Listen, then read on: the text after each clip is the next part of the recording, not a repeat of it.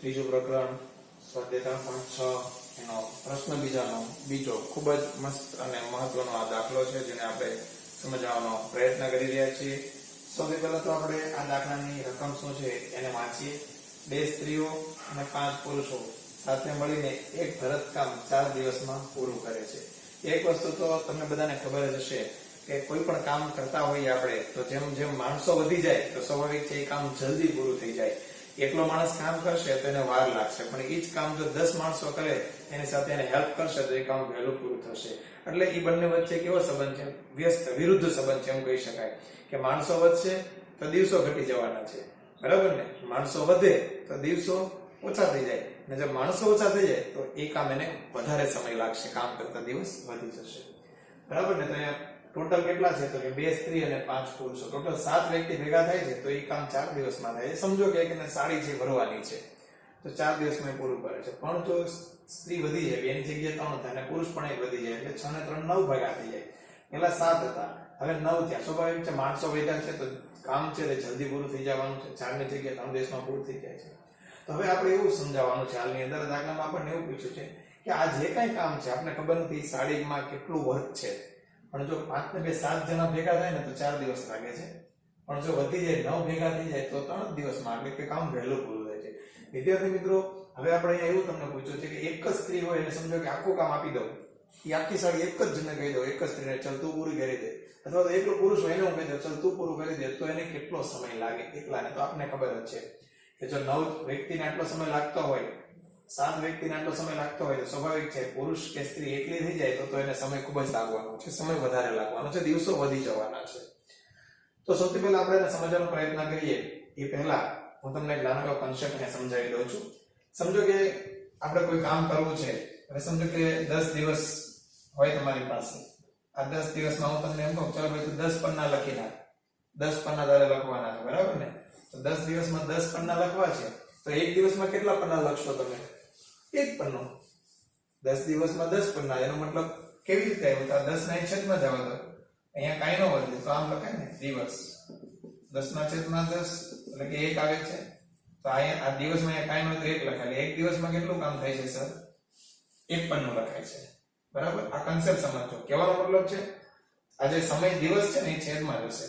હવે ધ્યાન આપજો, આ દિવસને આપણે છેદમાં નાખીએ છીએ, સમજો કે આની જગ્યા પર આપણે પરિસ્થિતિને ચેન્જ કરી નાખીએ અને બીજું કંઈક વિચારીએ કે જે દિવસની સંખ્યા છે 10 હોય અને 5 પન્ના લખું છું, સર હું 10 દિવસમાં 5 જ પન્ના લખું છું, એનો મતલબ હું કેટલા પાના લખું છું સર એક દિવસમાં? તો 10 ને હું છેદમાં નાખી દઉં, 5 ના છેદમાં 10 લખીશ તો 5 દુ 10 એટલે કે અડધો પાનો।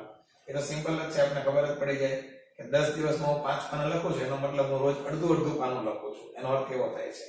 તો ખ્યાલ આવી ગયો તમને? તો આ કન્સેપ્ટને આપણે અહીંયા ખાસ સમજવાનો છે, એને આપણે ફોલો કરવાનો છે। સૌથી પહેલા આપણે અહીંયા શું કીધું છે એ ધારી લઈએ કે ભાઈ જો એક સ્ત્રી હોય એને સ્વતંત્ર રીતે કામ કરે તો કેટલા દિવસ લાગે? દિવસો નથી ખબર, એકલી સ્ત્રી હોય તો ચલો આપણે x દિવસ લાગે એવું ધારીએ, એકલો પુરુષ હોય તો એને y દિવસ લાગે એવું આપણે નક્કી કરીએ। કોઈ પણ એક કામ છે, સમજો કે એક કામ છે આપણે 5 દિવસમાં આપણે એક કામ કરીએ છીએ, 5 દિવસમાં એક કામ કરીએ છીએ, તો એક દિવસમાં કેટલું કામ કરીએ છીએ? તો આ 5 છેદમાં જશે, 1/5। એવી રીતે આપણે ધારી તો લીધું છે, સ્ત્રીને x ધારી છે, પુરુષને સમય લાગે કેટલા દિવસો લાગે તો કે પુરુષના દિવસો y છે। હવે એક સ્ત્રી છે, બરાબર? એક સ્ત્રીને એક દિવસમાં કામ કરતા કેટલો સમય લાગે છે? તો એક દિવસમાં એને કામ કરવાનું છે, એક કામ કરતા એને કેટલો સમય લાગે છે? 1/x। અને પુરુષ છે જેને કેટલો સમય લાગે છે? 1/y। કારણ કે જે દિવસની સંખ્યા આવે છે વિદ્યાર્થી મિત્રો, આ દિવસની સંખ્યા છે, એક સ્ત્રીને કેટલા દિવસ લાગે તો દિવસ x છે, તો દિવસની સંખ્યા હંમેશા આપણે ક્યાં લખીએ છીએ? છેદમાં લખીએ છીએ। અહીંયા ખ્યાલ આવી ગયો, એક સ્ત્રીને દિવસમાં કામ કરતા લાગતો સમય 1/x છે અને એક પુરુષને એક દિવસમાં કામ કરતા લાગતો સમય 1/y છે। તો હવે એક સ્ત્રીનું આપ્યું છે કે એક સ્ત્રીને એક કામ કરતા x દિવસ લાગે, એક પુરુષને એક કામ કરતા y દિવસ લાગે, પણ આપણી પાસે 2 સ્ત્રી છે, એક સ્ત્રીને જો આટલો સમય લાગતો હોય તો 2 ને કેટલું લાગે? તો એ ડબલ થઈ જાય એનો, આપણે આની હારે કોની નાખીએ તો કેટલો થઈ જશે? તો કે 2/x લાગશે। એવી રીતે 5 પુરુષ હોય, આ એક પુરુષ છે ને આટલો સમય લાગે છે, એક કામ કરતા y સમય લાગે, બરાબર ને? એક પુરુષ હોય ને એક કામ કરતા y સમય લાગે, તો 5 પુરુષને કેટલો લાગે? તો 1 ને લાગે એની કરતા 5 ગણું કરી દો, અહીંયા 5 ગણું નાખીએ આપણે, 5/y થશે। સાથે મળીને એક કામ એક ઉપર આવશે 4 દિવસ છે દિવસની સંખ્યા નીચે આવશે તો 1/4 લખીશું આપણે બરાબર આ બંને ભેગા મળી જાય છે અને આટલો સમય લાગે છે અને આપણે શું ધારી લીધું સમીકરણ 1 એવી રીતે 3 સ્ત્રીઓ છે બરાબર એક સ્ત્રીને એક કામ કરતા x લાગે તો 3 ને કેટલો લાગે તો 3/x લાગશે 5 પુરુષ છે પુરુષનો y સમય લાગે છે તો કે 6/y છે અને બેયનો થઈને ટોટલ સમય કેટલો છે એક કામ અને 3 દિવસ છેદમાં આવશે તો આ રીતે એક સમીકરણ આપણું અહીંયા 2 બની જાય છે હવે શું કરીએ આપણે આ જે 4 છે એને હું અહીંયા લઈ લઉં છું એટલે આવી રીતે 4 અને આ 2 છે એનો સાઈડમાં લઈ લઉં તો અહીંયા 1/x આવે 5 ને હું સાઈડમાં લઈ લઉં તો 1/y આવે એના બરાબર 1 વધે છે આ 4 ને મેં અહીંયા લઈ લીધા છે 2 ને સાઈડ કર્યા 1/x વત્તા 5 ને સાઈડમાં કર્યા 1/y બરાબર 1 ઓકે હવે આની અંદર જે છે આપણે એને શું ધારી લેશું a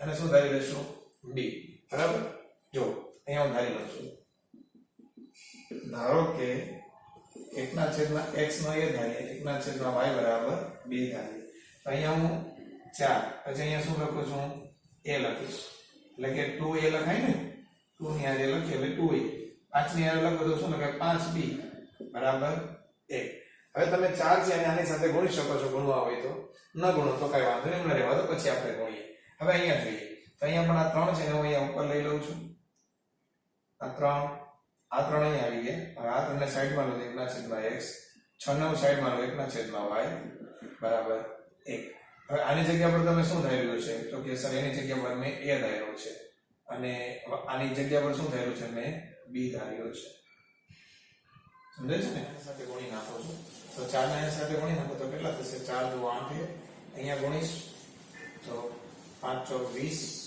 b બરાબર 1 આનું આપી સમીકરણ 1 એવી રીતે 3 ને સાથે ગુણી નાખો તો 3 * 3 9 થશે અહીંયા ગણીશ તો 6 * 3 18b એના બરાબર 1 સમીકરણ નંબર 2 હવે આ બંને સમીકરણ છે આમાં તમારે જે રીત કરવી રીતે કરી શકો છો રૂપની રીત ચોકડી ગુણાકાર આદેશની રીત બરાબર તો આપણે અહીંયા કઈ રીતનો ઉપયોગ કરીએ છીએ તો વિદ્યાર્થી મિત્રો આપણે અહીંયા છે ને લોપની રીતનો ઉપયોગ કરીશું તો સૌથી પહેલા શું કરવું પડે લોપની રીતમાં તો કે જે પ્રથમ હોય છે બરાબર એના આ a છે એનો સહગુણક સમાન બનાવવો પડે તો કેવી રીતે સમાન બનાવી શકાય તો બંનેનો લસા લઈએ અધરવાઇઝ તમે શું કરો અહીંયા 9 છે તો એ 9 ના બધાની સાથે ગુણી નાખો અને અહીંયા આ જે 8 છે એ બધા 8 અહીંયા ગુણી નાખો તમે એટલે તમારો આ જે a છે એનો સહગુણક સમાન થઈ જશે તો જો અહીંયા આપણે ગુણીએ તો 9 * કેટલા થશે તો કે 72 પહેલા તો આપણે અહીંયા લખી નાખીએ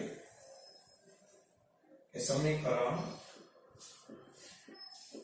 1 ને 9 વડે અને સમીકરણ 2 ને 8 વડે ગુણીને બાદ કરતા ચલો આને 8 વડે અને 9 વડે ગુણવાના છે અહીંયા 9 છે એટલે આ બધાને 9 વડે અને અહીંયા 8 છે એટલે આ બધાને 8 વડે 8 9 કેટલા થશે 72 9 * 2 18 180 અને 9 * 1 9 અહીંયા ગુણો તો 72 વત્તા 18 ને 8 નો ગુણાકાર કરો તો 144 અને 8 એકાને 8 તો ખ્યાલ આવે છે આ રીતે આપણા લોપની રીત માટે આપણું સ્ટ્રક્ચર બને છે અહીંયા માઈનસ કરીશું આ બંને ઉડી જશે આ વત્તા ઓછા ઓછા થશે તો 180 માંથી 144 ને માઈનસ કરીએ તો આઈ થિંક 36 આવે છે અને 180 મોટા છે એટલે વત્તા આવશે આ 36b અને અહીંયા 9 માંથી 8 જાય કેમ કે માઈનસ કરવાનો છે તો 1 વધે છે તો b બરાબર 1/36 આપણે b ની વેલ્યુ મળી છે હવે જે b ની વેલ્યુ મળી છે તમે સમીકરણ 1 અથવા તો સમીકરણ 2 ની અંદર મૂકો એટલે તમને એની આગળની વેલ્યુ મળશે તો હું આની અંદર મૂકું કારણ કે અહીંયા 18 છે અને આ 36 છે તો એ ઉડી જશે આપણે સારું પડશે સમીકરણ 2 માં b બરાબર 1/18 એ મૂકતા આ સમીકરણ પહેલા 2 લખી દઈશું આપણે ઝડપથી હવે b ની જગ્યા પર આપણે લખશું 1/36 અહીંયા ઉડાડશું બરાબર તો 18 * 36 1/2 હવે 2 નો લસા કરી નાખો વિદ્યાર્થી મિત્રો હંમેશા યાદ રાખો છેદમાં ગમે ત્યારે 2 આવે તો લસા કરી 2 ના છેદને કાઢી નાખો અહીંયા 2 છે નીચે 2 લઈશું ઉપર 9 તો કેટલા થશે 18 અહીંયા તો 2 છે ઉપર 1 અને આ 2 નીચે લો તો ઉપર આવી જશે સમજાય છે તમને બધાને બરાબર આ રીતે આવશે તો ફરીથી તમને રિપીટ કરું છું 2 નો લસા લઈ લઈએ તો અહીંયા નીચે 2 લખીશું નીચે લખો તો ઉપર 2 અહીંયા નીચે 2 લખો નીચે 2 ગુણાય તો તો ઉપર 2 ગુણાય તો 9 દુ ને 18. અહીંયા તો છે જ, અહીંયા નીચે કાંઈ ન હોય તો એક હોય જ છે, તો નીચે તમે 2 ગુણશો તો ઉપર 2 ગુણાશે, બરાબર. તો ઉપર 2 ના છેદમાં 2 કા 2 આ રીતે આવશે. હવે નીચેથી તમે 2 ને કાઢી નાખશો તો ઉપર શું વધે 18a + 1 બરાબર 2. અહીંયા તમે લખી શકો છો લસા તરીકે શું લીધું છે 2 લીધા છે. હવે જે આ વત્તા 1 છે ને પેલી બાજુ મોકલી દઉં તો બરાબરની પેલી બાજુ જાય તો ઓછા થઈ જશે, અને 2 માંથી 1 જાય તો 1 આવશે અને 18 છે એના છેદમાં જશે. તો અહીંયા આપણને a અને b ની પ્રોપર વેલ્યુ 1/18, b ની વેલ્યુ મળી 1/36. હવે આપણને જે વેલ્યુ મળી છે બરાબર એ વેલ્યુને આપણે આની અંદર મૂકી દઈશું એટલે આપણને x અને y ની કિંમત મળી જશે. તો શું છે આપણે આની કિંમત મૂકી આની અંદર મૂકી દઈશું આપણે a ની જગ્યા પર 1/18 અને b ની જગ્યા પર લખીએ 1/36. આ a ની જગ્યા પર આ b ની જગ્યા પર ઉપર સમાન છે તો નીચે x બરાબર કેટલો મળે છે આપણને 18 મળે છે અને y બરાબર કેટલા મળે છે 36 મળે છે. તો વિદ્યાર્થી મિત્રો આપણને જે પૂછવામાં આવ્યું છે કે એક સ્ત્રીને સ્વતંત્ર રીતે કામ કરતા કેટલા દિવસ લાગે છે, તો x છે તો આપણે જવાબમાં લખી શકીએ છીએ એક સ્ત્રીને સ્વતંત્ર રીતે કામ પૂરું કરતા લાગતો સમય અથવા તો દિવસ જેને આપણે x ધાર્યો છે ને કેટલો આવે છે 18 આવે છે. એવી જ રીતે તમે સ્ત્રીની જગ્યાએ એક પુરુષને લેશો સ્વતંત્ર રીતે કામ કરતો હોય તો લાગતો દિવસ એટલે કે y 36. તો સ્વાભાવિક છે અહીંયા સ્ત્રીને કામ કરતા 18 દિવસ લાગે છે અને એ જ કામ પૂરું કરતા પુરુષને 36 દિવસ લાગે છે. ખૂબ જ સરસ મજાનો અને ખૂબ જ મોટો દાખલો છે. અને વિદ્યાર્થી મિત્રો એક વખત નહીં પણ હું તો 2 કે 3 વખત ગણો એ પહેલા એને સમજજો. સમજવા માટે અડધો સ્ટેપ સમજજો, અડધું ગણજો, ફરી આગળ વધજો, ફરી ગણજો. આ રીતે ગણશો તો જ તમે આને વ્યવસ્થિત સમજી શકશો.